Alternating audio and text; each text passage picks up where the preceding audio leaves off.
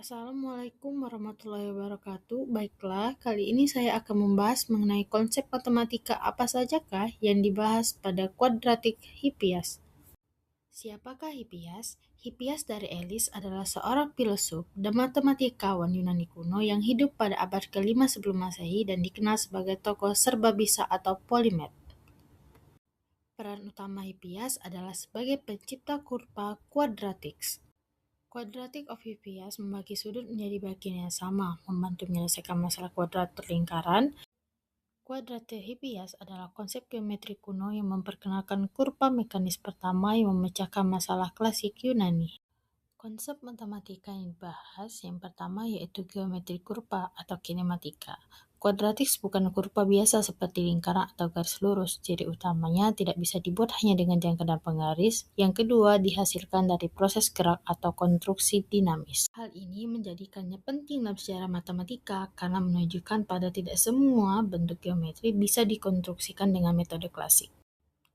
Gerak seragam atau uniform motion ini adalah inti pembentukan quadratics. Bayangkan sebuah garis horizontal bergerak turun dari atas ke bawah dengan kecepatan tetap. Sebuah garis miring berputar dari sudut 90 ke 0 dengan kecepatan sudut tetap. Kedua gerakan ini berlangsung secara bersamaan dan sinkron. Hubungan sudut dan panjang. Karena kedua gerakan terjadi dalam waktu yang sama, maka berlaku hubungan sudut berkurang secara linier terhadap waktu, jarak turun juga berubah linier terhadap waktu, maka sudut alfa posisi vertikal. Ini menghasilkan hubungan matematis antara besar sudut theta, koordinat titik pada kurva.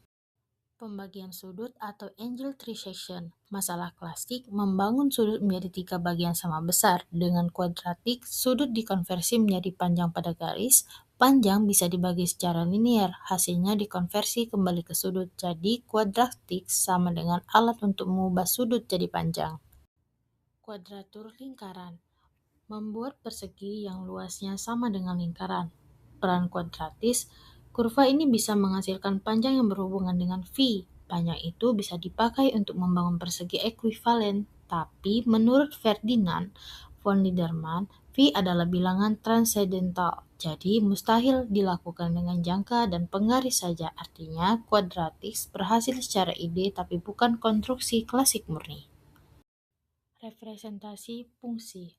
Quadratics dapat dipandang sebagai representasi awal dari konsep fungsi, karena setiap titik pada kurva memiliki hubungan antara koordinat X dan Y. Walaupun pada zaman Yunani konsep fungsi belum dikenal secara formal, quadratics sudah menunjukkan adanya hubungan antara variabel. Dalam matematika modern, hubungan ini dapat dinyatakan dalam bentuk persamaan, sehingga memperlibatkan bahwa quadratics merupakan langkah awal menuju perkembangan analisis matematika. Konsep limit. Dalam quadratics terdapat situasi di mana nilai mendekati suatu batas tertentu. Misalnya ketika sudut mendekati 0, fenomena ini menunjukkan adanya konsep limit meskipun belum dirumuskan secara formal pada masa itu. Konsep limit ini kemudian dikembangkan lebih lanjut dalam kalkulus oleh tokoh seperti Isaac Newton. Yang terakhir yaitu trigonometri. Karena melibatkan sudut dan pergerakan rotasi, quadratics memiliki hubungan yang erat dengan trigonometri. Nilai-nilai sudut yang berubah berkaitan dengan fungsi trigonometri seperti sinus, kosinus, dan kotangen. Meskipun konsep ini belum diformalkan pada masa Yunani, quadratics sudah mencerminkan hubungan tersebut secara geometri. Mungkin itu saja penjelasan dari saya. Saya akhiri. Wassalamualaikum warahmatullahi wabarakatuh.